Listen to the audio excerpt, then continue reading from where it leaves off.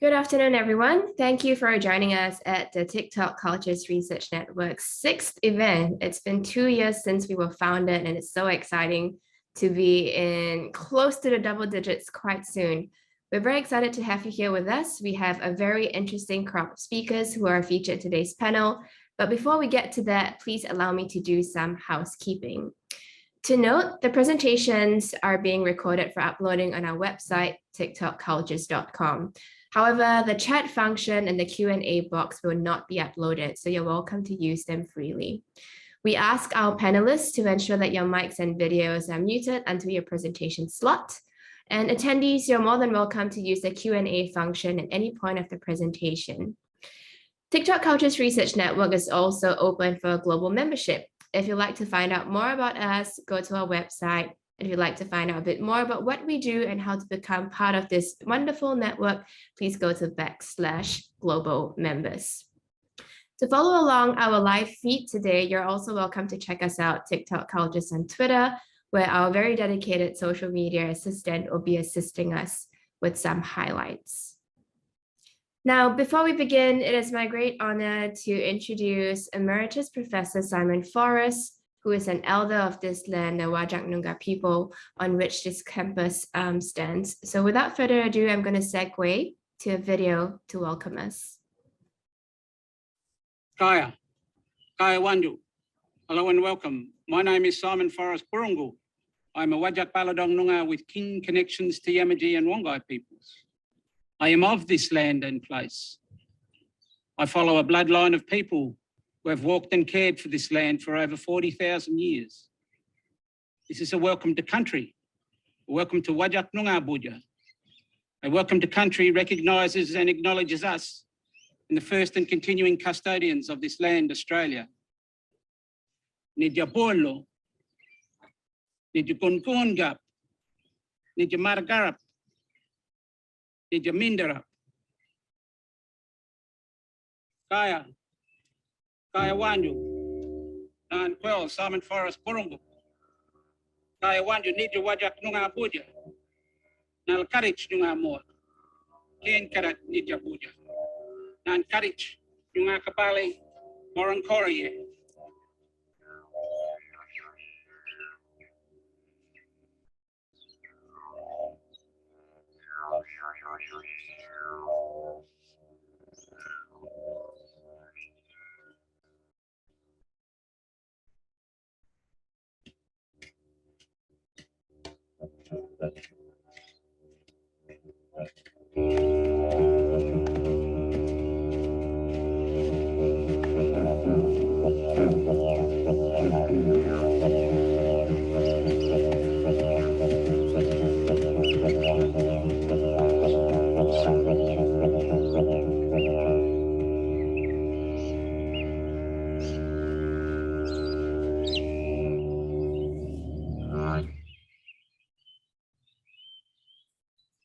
Thank you very much to Emeritus Professor Simon. Now, before we proceed any further, because people tend to have attention to wane, please also allow me to share our thanks with a few more people who have made today possible.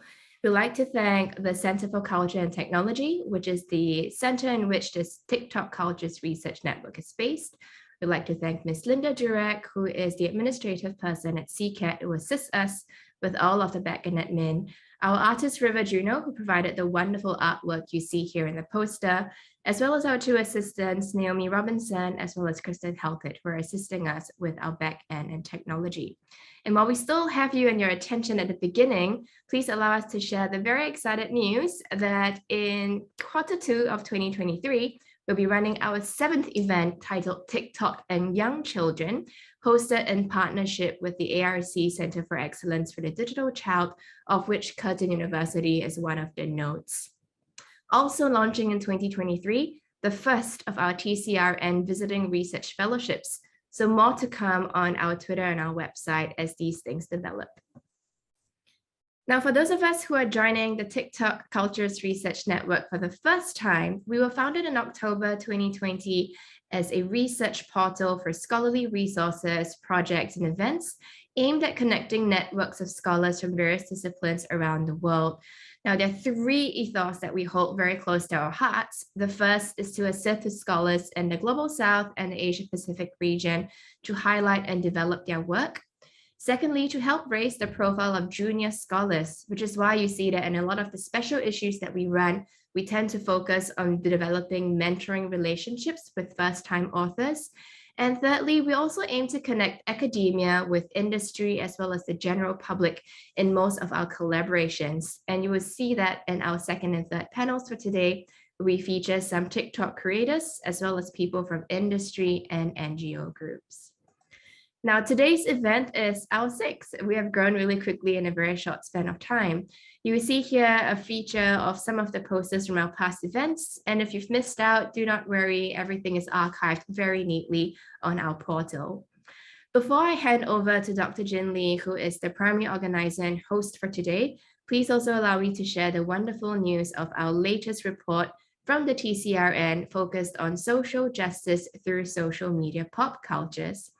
This is a syllabus/case study public resource that is aimed for allowing instructors to draw on a pool of multimedia, scholarly, as well as public press resources to develop your teaching, as well as to serve as a baseline for how we can think about social justice issues on TikTok.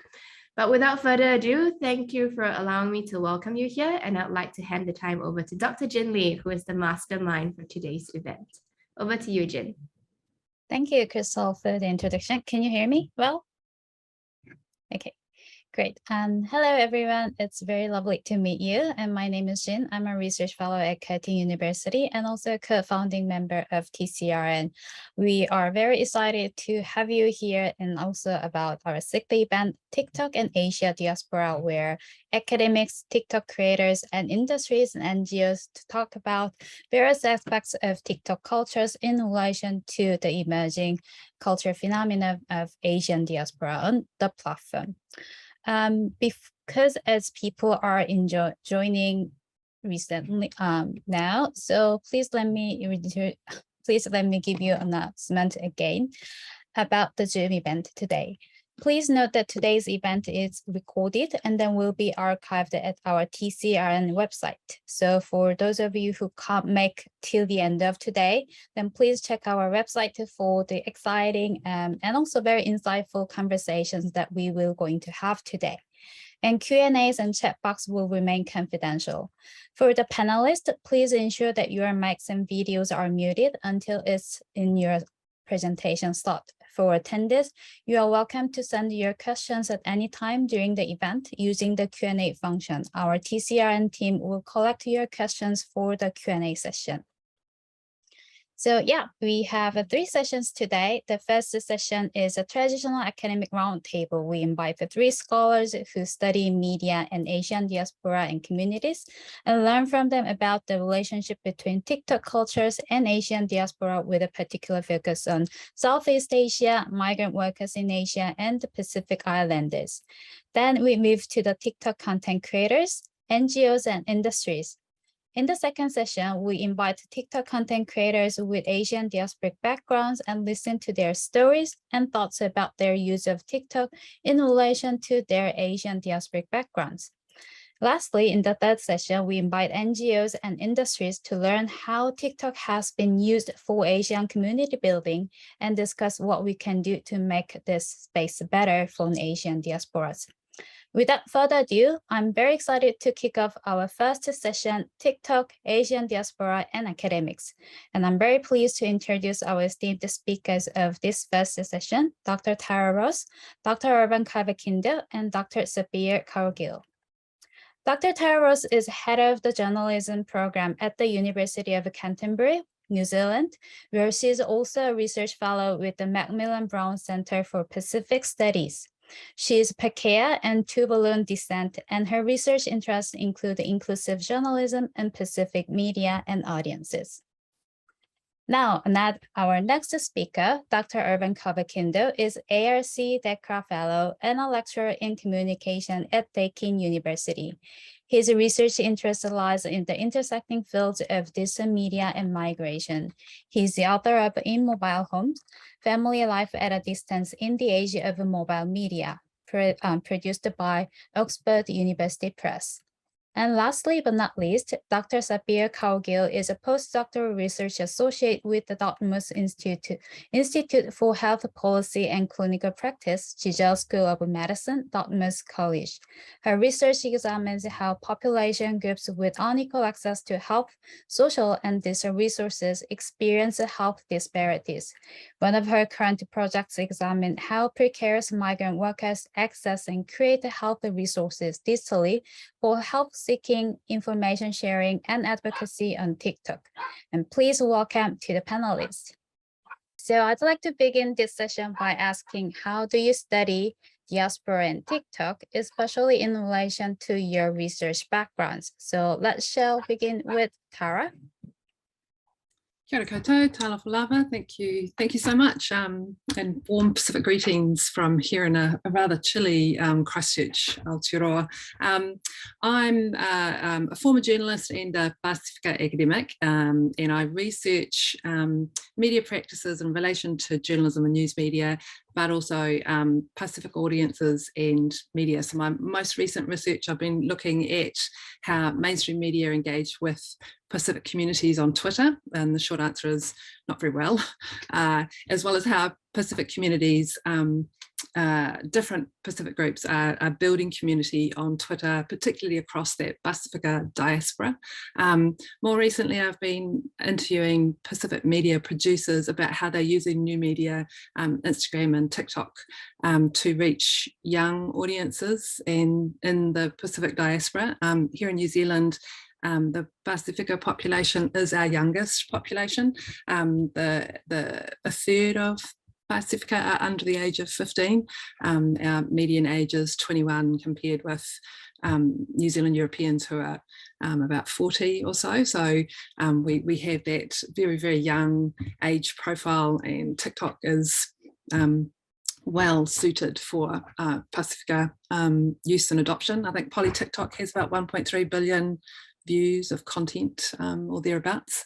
I'm also involved in research with health and social science researchers around Pacifica wellbeing, and as part of that we're interviewing families up and down the country, and we'll be asking where people get their health information, including on which social media platforms and so on. I want to be really clear though that I don't research TikTok per se. So I'm researching with Pacifica diasporic communities and media practice, and there's some overlap here, I think, hopefully for this discussion. Yeah. Thank you very much, Jean. Yeah, so I'm happy to actually be part of the panel, and just a bit of background about myself. So I do research on the ways Filipino migrants in Melbourne, Australia, and their overseas family members use digital communication technologies and online platforms to sustain personal, familial, and social connections. And one of the things that have been emerging actually in my research since I started my PhD, and also with my research project on elderly migrants and digital media use, and now looking at aging migrants again and their practices, would be this very use of, for example, a range of platforms to engage with what we call diasporic and transnational public. So when we start thinking about the transnational public, we're actually looking at the homeland as very mediated, so use of platforms, very networked, so dispersed people, dispersed family members, connecting elsewhere, connecting with strangers, and very effective. So there's a sense of affinity happening, for example, with the use of platforms by migrants, connecting not only with their family members, but also with their community members, not only in Australia, but also overseas.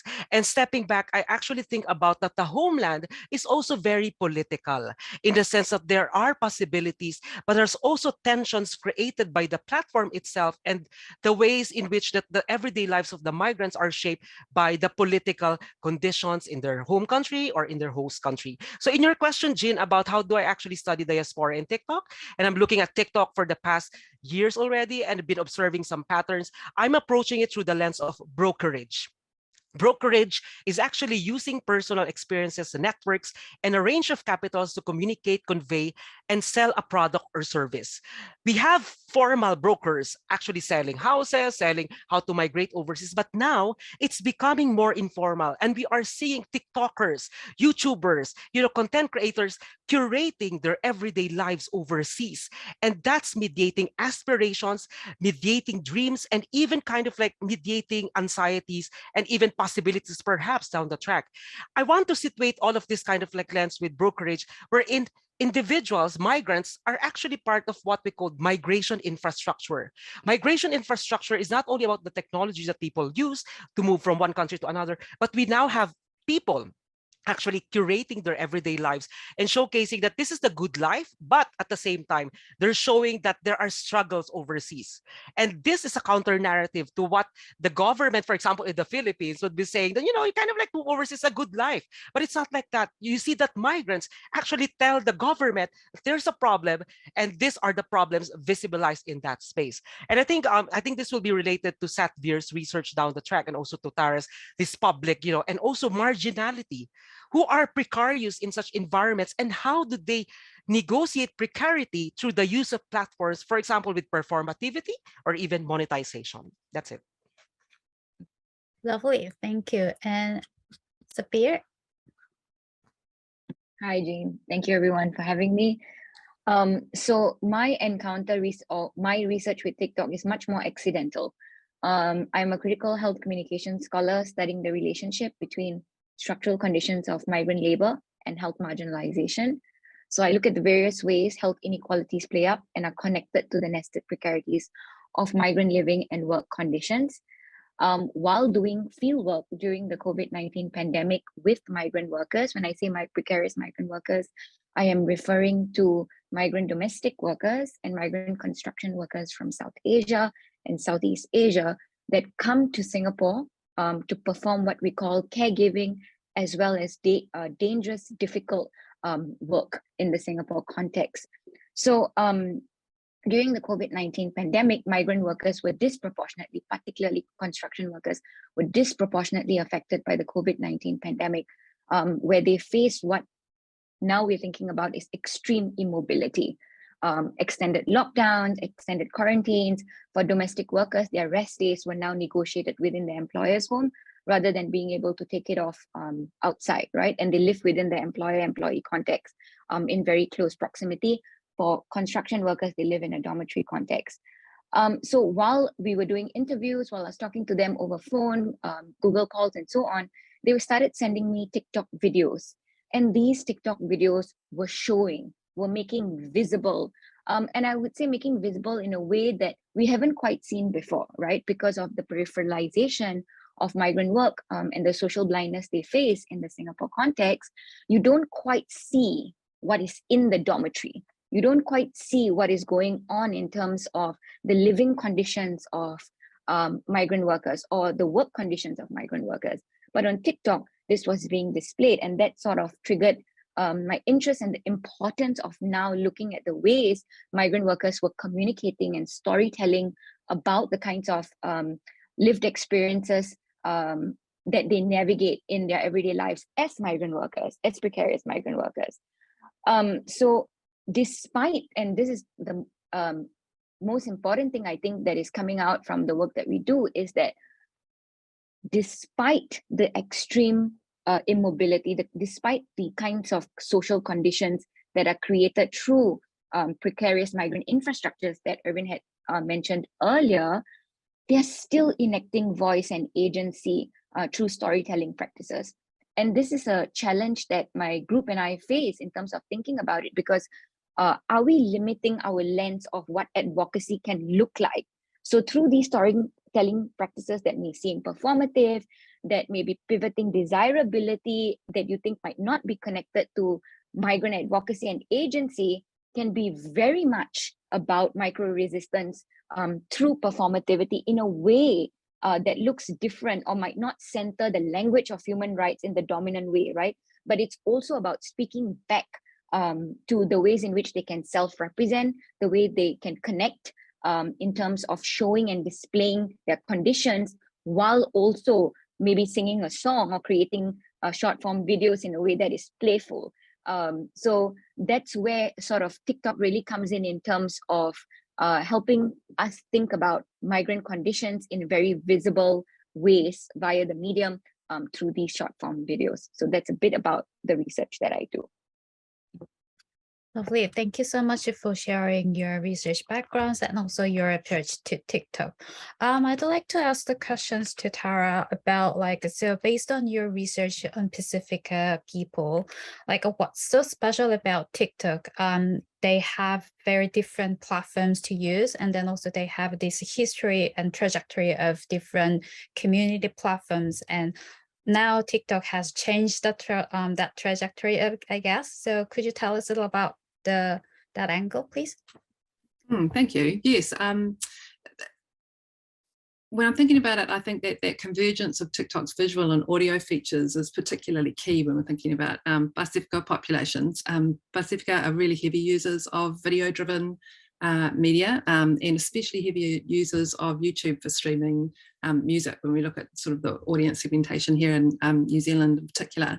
And I think that that means a couple of things, really. So there's a really neat fit there with traditional forms of creative practice, oral tradition, song, dance, that can transcend that transnational Pacifica linkages, trans-Indigenous community. So we see that particularly with our younger population, that there is often more affinity for other Pacifica from sort of Samoa, Tonga, around the Pacific Rim into the western seaboard of the United States than with their parents and with their grandparents' generation from the same island or ethnic grouping. But there are language barriers to that, and that the affordances of TikTok, I think, break that down in a way that other social media perhaps haven't, and I think enable young Pacifica too to find spaces to be creative and play with identity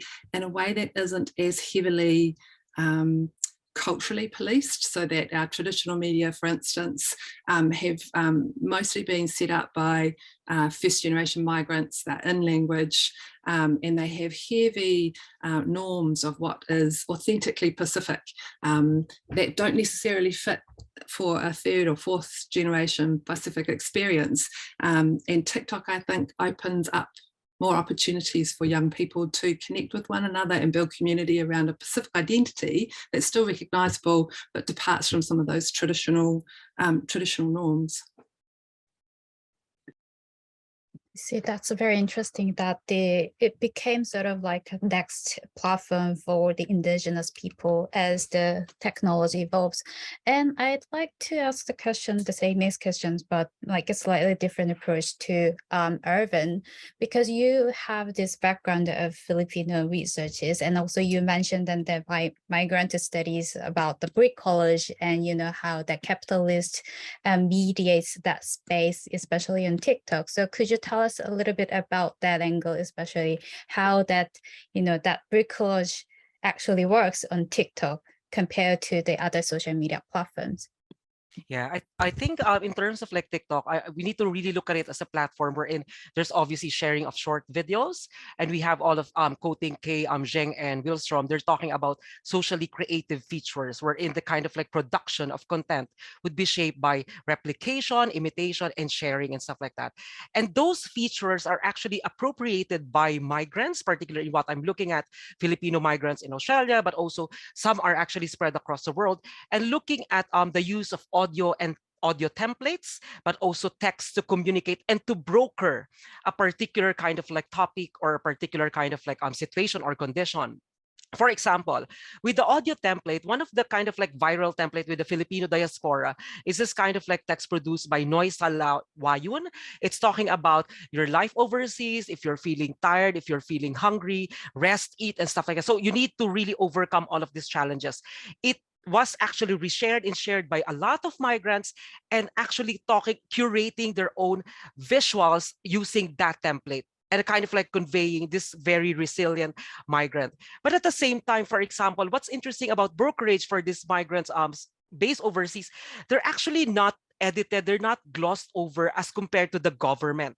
So they're actually showcasing their everyday life and everyday struggles, even their everyday expenses, to demonstrate how challenging it could be to actually live overseas, but also giving the Filipinos or anyone or a migrant who might be thinking of moving to, for example, Australia, the idea that this is actually a full picture of what you need to really consider if you want to move. So in a way, it's actually mediating that sense of mobility, but also mediating future settlement for people who might be consuming those information. But what I really like about Jin, about this kind of a conversation, which Tara and Satver will be, talking about as well, is kind of like perhaps the counter narrative happening on TikTok. For example, one of the cases I'm looking at with Filipino migrants, we have a lot of marriage migration, and the Philippines has obviously a colonial history wherein we had these Americans, Spaniards, we're in the Philippines, and now we are a neo-colonial country wherein our economy is still dependent on the US and stuff like that. But then one of the outcomes of this colonial history would be the partnership between a Filipina and a Caucasian. Asian women would be kind of like stereotyped as submissive, as a domestic, person and stuff like that. But on TikTok, this Filipino migrants are actually demonstrating power differentials. They're able to yell at their husbands. They're able to feed their husbands with Filipino dishes. They're able to navigate that space in a way that's curating the everyday struggles. And those are what we call counter narratives or counter erotics, as Constable would be saying, wherein these are narratives that you don't just contain these individuals as stereotypical sexually kind of like abused or kind of like very submissive individuals. So there's a counter narrative, and they're using templates and audios and even text and even music. So one of the popular music in the Philippines at the moment is Gusto Ko Nang Bumitaw by one of the singer, Alanis, one of the singers. And migrant workers are using that actually to say that I'm actually a resilient and I don't want to give up, because that's the meaning of the song. I don't want to give up. It's supposed to be a love song, but now it's appropriated for the everyday conditions in that environment. So I think that's what I'm talking about with kind of like brokerage. But also, Jin, I'll add a bit, the algorithmic recommender system is shaping the brokerage, because once you start watching a video of an OFW, you'll be bombarded with succeeding videos, and that gives you the kind of like diversity of content that you might be seeing. That's why in my case, I started looking at migrant workers and their kind of like everyday lives, and then I started receiving, because I'm based in Australia, geographically I've been receiving contents about TikTokers, migrant workers in Australia, Filipinos, and then eventually I started receiving videos of Filipino migrants married to Caucasians. So still migration, but then the recommender system is giving me that kind of like migration flavor in that environment. Yeah. I believe that's very interesting, that algorithm also shaped that diversity and also provided that counter narrative. I think Sapir also has something to add, especially how the migrant workers in Singapore has used, probably as Tara mentioned, that music and audio, the text combination kind of function, like what's the counter narrative that they have?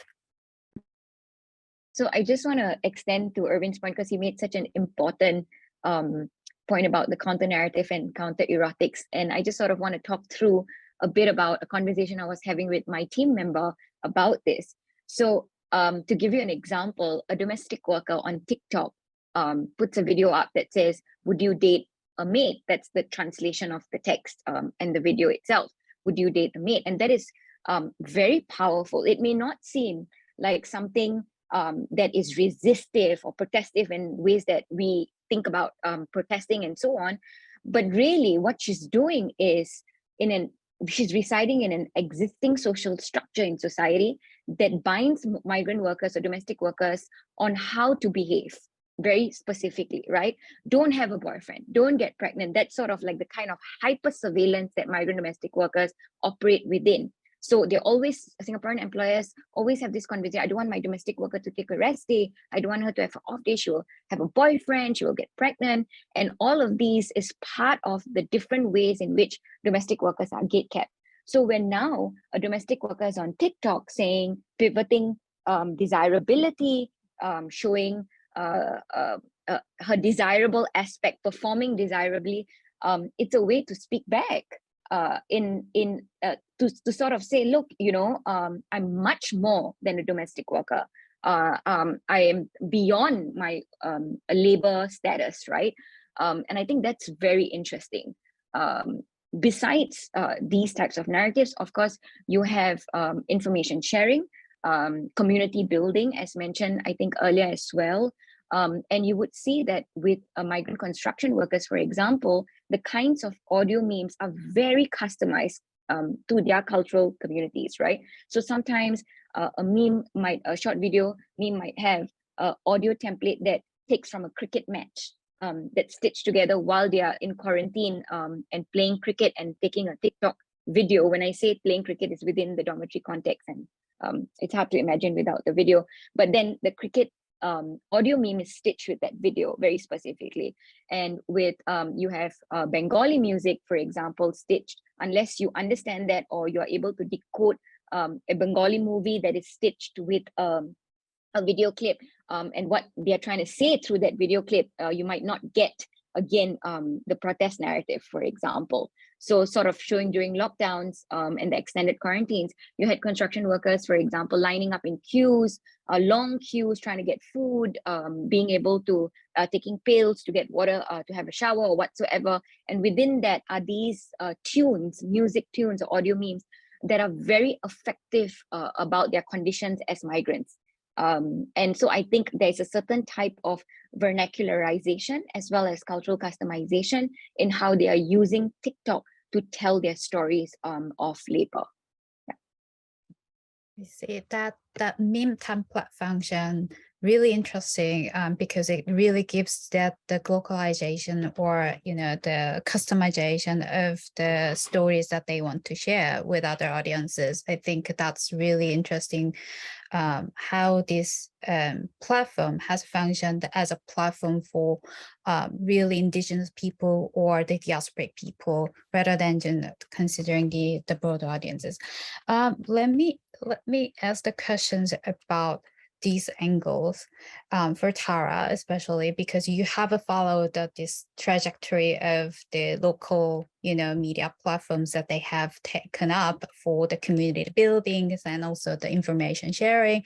So from your perspective, what is the pitfall and then also the possibilities of TikTok that they have in terms of the Pacific Islander community building and also identity shaping? And what aspects of TikTok should we look at in, especially when we study or when we discuss the Pacific Islanders? I'm really interested to see how Pacific use of TikTok evolves around some of those sharing features. When we're looking at there's a lot of content around sort of know your roots, cultural tradition, displaced generations coming to relearn their language, relearn dance, and relearn sort of cultural forms. And Polyfest is Polyfest performances up and down the country throughout the Pacific Rim are a really big thing and seem to lend themselves really well, I would have thought, to the duet function on TikTok, and that building on each other's performance, that stitching together performances across different locations around the Pacific. I can see that actually having a lot of potential within TikTok. I have been really surprised in the conversations I've had with Pacific media producers at how hesitant they've been to join TikTok. There's not a lot there from Pacific media producers, and there seems to be I think structural issues in terms of feeling that they don't have the new tech knowledge, the workforce development pathways in terms of people coming in with graphics expertise, with media training and so on, but also a real hesitancy about how to strike the right tone and develop the right voice for a youth market when they are mostly traditionally older migrant media producers. And I think that TikTok is exposing for many existing media how difficult it is to bridge across the very polarized Pacific communities that we have, much older first generation and very, very young urban non-language speaking young Pacifica who are connecting in ways across social media around the Pacific outside of those traditional community forums on other media. I see that's a very interesting point because a lot of people see that TikTok is a platform for millennials or Gen Zs, and but at the same time, some young, older generations are now joining TikTok. So it would be very interesting how that generation plays out, especially when we build TikTok as a community platform. Irvin, what's your thoughts about the pitfalls of TikTok that might have? Especially you mentioned that the counter narrative and then diversification of that kind of things. But what about the other side? That is there any side effect that, or maybe the harms that we need to caution and then carefully note? Yeah, so before I started looking at TikTok, I was looking at YouTube and how, for example, Filipino migrants married to, for example, their Caucasian partners were actually curating their everyday lives. So they're visibilizing their everyday practices, they're monetizing all of this kind of like intimate kind of like encounters. They're being broadcast, on YouTube. But what's happening in that space, the public that they're engaging is actually kind of like discriminating them. Some were celebrating the kind of like narratives being shared online, but some were also very kind of like negative and discriminating and calling women as very slutty, or the Filipino migrant as kind of like you're a gold digger and stuff like that. You know what? I've been seeing those patterns happening, for example, on TikTok. We have these migrants performing all of these practices, visibilizing their everyday struggles and hardships, their relationships. But when you look at the comments, that's where the public is actually being, engaging with the types of contents. And when you start stepping back, those responses are actually historically informed. So what I'm saying with historically informed, for example, in the Philippines, we have this colonial history wherein there's a kind of like high regard for white people. And typically when you have a woman, kind of like a Filipina, would be associated as kind of like a mail order bride, which is a derogatory term. And that's very embedded in the culture. And when you look at the comments of the people and some Filipinos, they're actually judging this woman as like that. At same with the kind of like migrants showcasing, when they bought a food or they treated themselves with a reward or a bag, they're being discriminated for living an opulent life.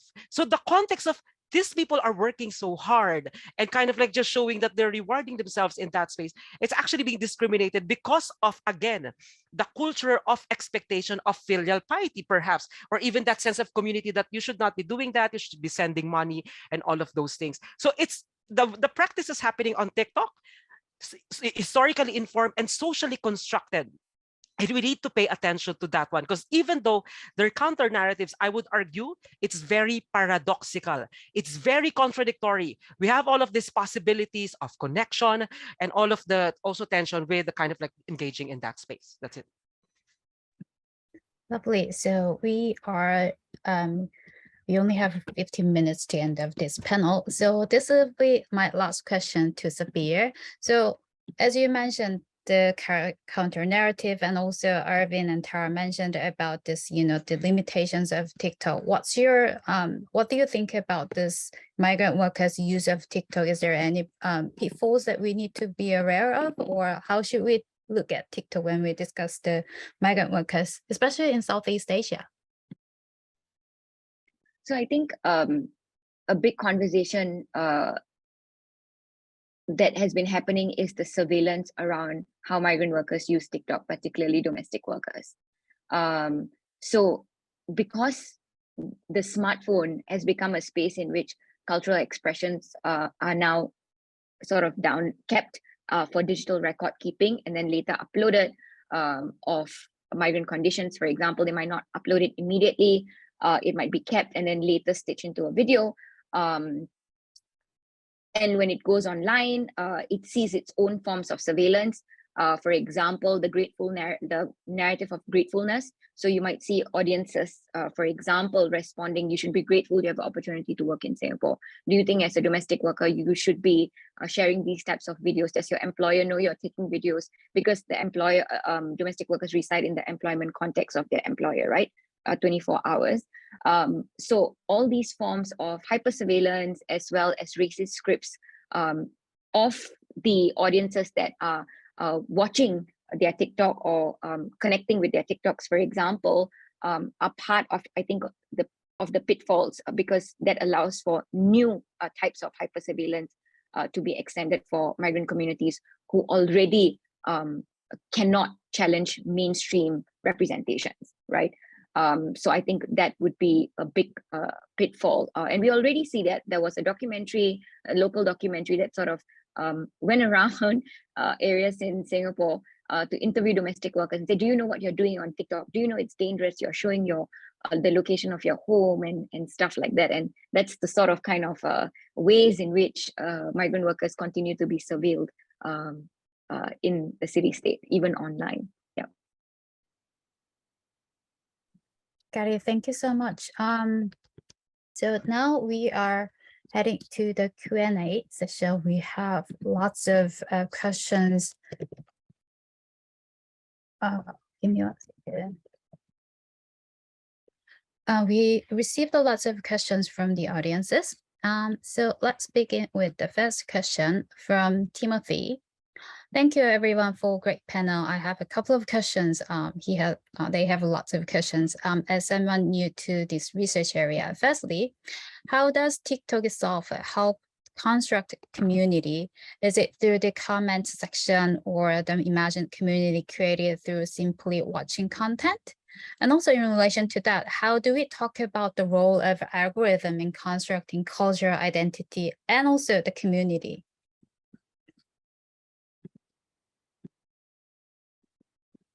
Who wants to start first? Sabir, perhaps? So I'm very curious, again, like I don't have an answer to the second question, but I would like to think more about it, right? The algorithms that are in place and whether or not, for example, with domestic worker communities and construction worker communities that are online on TikTok, whether their content is transcending broader spaces, right? Or is the algorithm sort of feeding it within their own community group? So the engagement is also very specific to other domestic workers and migrant workers. So those are the kinds of questions that I have. Yeah, so that would be sort of moving forward, right? In terms of thinking about is the algorithm in itself causing invisibility with these types of communities. If I could jump in there, sorry. That I'm interested in how, I don't know enough about, I haven't studied TikTok to know enough about the algorithm, but I am really interested in the performative aspects of the video engagement and humor and those perhaps implied shaping of who's in a community and who's out. So who's been spoken to through a video and who's not. And with Pacifica peoples, humour is very much part of long-standing tradition, parody, Pacific Camp, skits have been part of oral tradition for a long, long time, but also play a huge part in Pacifica Screen production, for instance. And TikTok lends itself to it beautifully, you know, that short skit form, sketches, memes, you know, the Pacific Camp. But in order to actually understand the joke, you need to be a member of the in-group, you need to be a member of the community. So I'm really interested in sort of understanding more about the algorithm to understand how that amplifies or hinders people's use of humour to delineate who they're talking to in-group or out-group. Yeah, I think when it comes to, for example, the imagined community, of course, it's imagined, but also distributed and very network. And for me, as I was actually arguing earlier, this kind of like sense of community building is shaped by the affective experiences that people kind of like gravitate to, depending on their everyday struggles. So for example, if you're actually a migrant worker and you're kind of like struggling, you're able to relate, you know, with Crystal's work, relatability, you're able to relate to that moment, to that experience. And then you started following that kind of like content creator. At the same time, with Tara's point on humor. So that's an element wherein you're becoming part of the community because you get the humor. Like interpreting, for example, a meme or a kind of like context. Like, for example, with Filipino migrants, even though they're actually kind of like showing their struggles, they're using humor to play around and to kind of like soften all of those issues. Because again, culture, that you can't be too aggressive, but you also need to be passive to kind of like generate that connection in that space. So it's a form of negotiation when it comes to community. And I think, for example, with the algorithms. Again, by just searching for a hashtag, for example, in my case, I search OFW, and that's an acronym for Overseas Filipino Worker. I started following one overseas Filipino worker with lots of views and followers and stuff. And then I started receiving contents based on that. And then as a researcher, you start categorizing what are the kind of like themes or types of contents being emerging. But what's salient about these themes will be the everyday challenges, sending remittances to the Philippines, the kind of like issues of womanizing overseas, but also the kind of like humor performed in that space. So in a way, the algorithm is feeding you the types of contents that you're also searching. But take note that TikTok will also be prompting you if you're interested to watch a particular video. So sometimes there'll be a prompt, interested or not interested. So if I'm not interested to watch that, then I click not interested. So that can actually be a way to also filter the types of content that you're looking at in that environment. But I would argue that researchers could be more kind of like diverse in their search for contents. For example, I'm not limiting to just Filipino migrants, but I'm starting to receive like Filipino migrants married to Caucasian women, and also international students transitioning to a migrant or permanent status overseas. Yep. Great. We have a few more questions, but because we only have 3 minutes left to this session, let me pick one here from Ziatun. Thank you for so much great presentation. So do you think Ziatun asked a question about content creator and also influencers. So do you think the conscious sharing of these counter narratives are more palpable or powerful with influencers? How do you see the roles of the professional content creators in shaping such cultural norms mediated by the platform TikTok?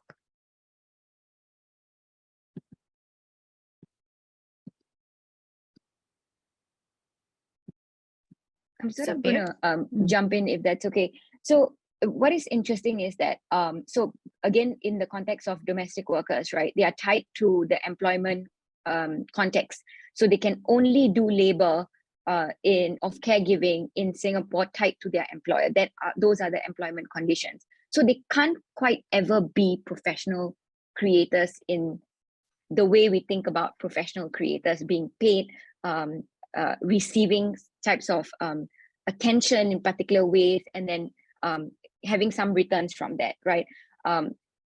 So in that sense, they're not professionally sort of shaping cultural norms, but they are influencers, right? You have within the domestic worker community itself, you have very popular TikTokers who are domestic workers who are selling, or not selling, but kind of sharing their stories of migrant lives and their employer-employee relationship and all of the challenges that they face in that context.